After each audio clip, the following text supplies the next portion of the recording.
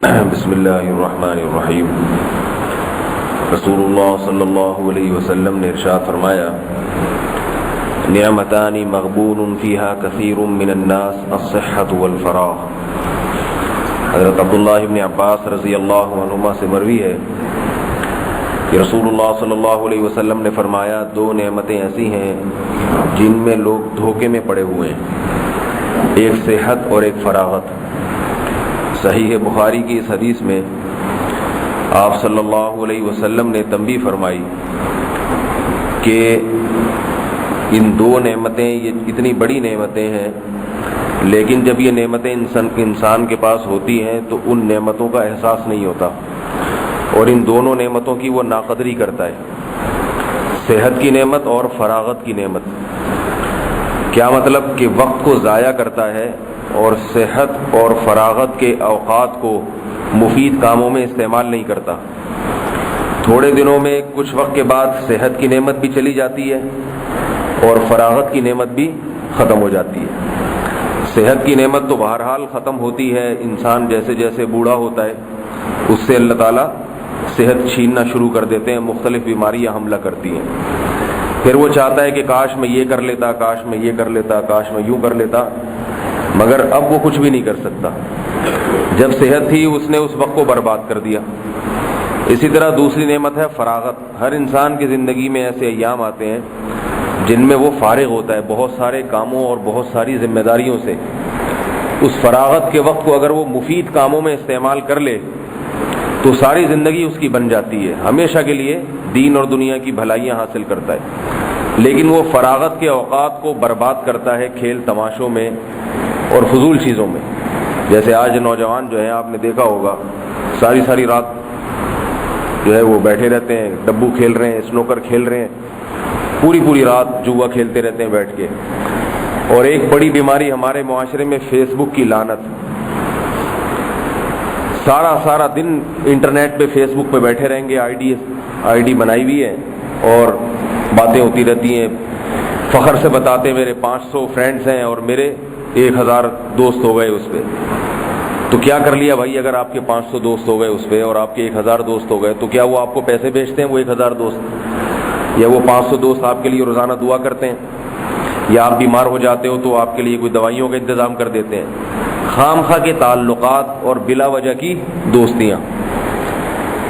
ایک بات ہے تو انگریز کا مقولہ، مگر حدیث میں آتا ہے نا، حکمت کی بات جہاں سے ملو وہاں سے لے لو۔ تو ایک انگریز نے بات کہی ہے، مگر تھا وہ کافر، مگر بات بالکل درست کی۔ اس نے کہا کہ جب میرے پاس پیسہ تھا تو دوست تھے، اور جب میں نے دوستوں پہ پیسہ خرچ کیا تو دو نقصان ہوئے۔ نمبر 1، پیسہ بھی ختم ہو گیا اور دوست بھی ختم ہو گئے۔ یہاں خرچ کرنے کا مطلب انگریز کا تو کچھ مطلب ہوگا، لیکن ہم جو صحیح مطلب اس کا عیاشی میں خرچ کرنا بلا وجہ، بس جیسے دوستوں پہ ہوتا ہے نا کہ بلا وجہ خام خواہ میں اپنی اتنی اوقات ہے نہیں مگر اوقات سے زیادہ عیاشی میں اڑا رہا ہے پیسہ ان کے اوپر۔ تو فیس بک پہ بیٹھے رہتے ہیں، ساری رات بیٹھے رہتے ہیں، سارا دن بیٹھے رہتے ہیں، دوستیاں لگا کے رکھتے ہیں۔ اگر کوئی مفید استعمال کرتا ہے وہ تو جائز بھی ہے، اس میں ثواب بھی ہے، لیکن آج کل مفید استعمال کم ہے، وقت کی بربادی زیادہ ہے۔ میں نے جب 3-4 سال پہلے فیس بک پہ بیٹھنا شروع کیا تو اندازہ ہوا کہ وقت کی بربادی کا کتنا بڑا ذریعہ ہے۔ ہوتا کیا ہے کہ آپ جیسے ہی آن لائن ہوتے ہیں کہ ایک آدمی سلام کرے گا آپ کو، السلام علیکم، آپ جواب دو وعلیکم السلام، اور جی کیسے ہیں آپ، جواب دو ہاں جی بہت اچھے، اور مفتی صاحب خیریت سے، کیا ہو رہا ہے بھئی، یہ ہو رہا ہے، بیٹھے ہوئے بات کر رہے ہیں، اتنے میں دوسرے کا سلام آئے گا، السلام علیکم، جی وعلیکم السلام۔ کس قدر وقت کی بربادی! یعنی سلامی کا جواب دینا آدمی شروع کر دے تو میرا خیال ہے 4-6 گھنٹے تو اسی میں لگ جائیں گے اس کے۔ تو یہی سب کے ساتھ ہو رہا ہے، بلا وجہ کی باتیں، اور کیا کر رہے ہو، کیا نہیں ہو رہا، کیسی گزر رہی ہے، وغیرہ وغیرہ۔ تو نوجوان طبقے کو خاص طور پر اپنے وقت کو بچانا چاہیے۔ یہ وقت کسی قیمتی کام میں آپ لگا دیں۔ فیس بک کے استعمال ہے یا کوئی بھی جدید ذرائع، مفید کاموں میں استعمال کو تو سب جائز کہتے ہیں، ثواب کہتے ہیں، وقت کی بربادی میں استعمال نہ کریں۔ تو یہ صحت جو ہے نا، یہ ہمیشہ نہیں رہتی۔ ابھی صحت ہے، علم بھی حاصل ہو سکتا ہے، چاہے دنیا کا علم ہو یا آخرت کا، اور عبادت بھی ہو سکتی ہے۔ صحت مند آدمی کئی کئی گھنٹے تہجد کی نماز کھڑے ہو کر پڑھ سکتا ہے، تراویح کی نماز پڑھ سکتا ہے، اور بہت سارے دین کے کام کر سکتا ہے، دنیا کے بھی کر سکتا ہے، تجارت بھی کر سکتا ہے اور ملازمت بھی کر سکتا ہے۔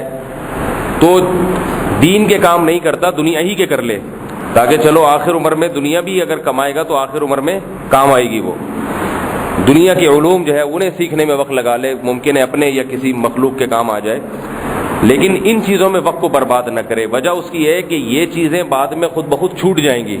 یہ جو ڈبو اسنوکر اور گٹکے مٹکے ہیں نا، یہ جو پوری پوری رات بیٹھے رہتے ہیں، یہ محفلیں بالآخر تھوڑے دنوں کے بعد خود ہی چھوٹ جائیں گی۔ جب بڑھاپا آنا شروع ہوگا، صحت برباد ہونا شروع ہوگی، تو پھر کوئی نہیں یہ محفلیں لگاتا، خود بہت ساری چیزیں چھوٹ جائیں گی اور ہاتھ میں کچھ بھی نہیں ہوگا، اور فراغت بھی ختم ہو جائے گی۔ مصروفیت انسان کی عمر گزرنے کے ساتھ ساتھ بڑھتی ہے۔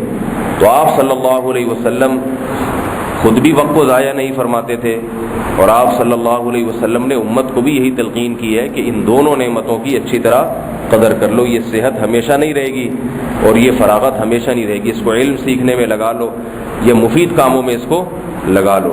اللہ تعالی ہم سب کو عمل کی توفیق عطا فرمائے۔ ایک چھوٹی سی بات یہ کہ اس حدیث کا یہ مطلب نہیں ہے کہ آپ 24 گھنٹے مصروف رہیں، اس سے تو انسان کا دماغ خراب ہو جاتا ہے۔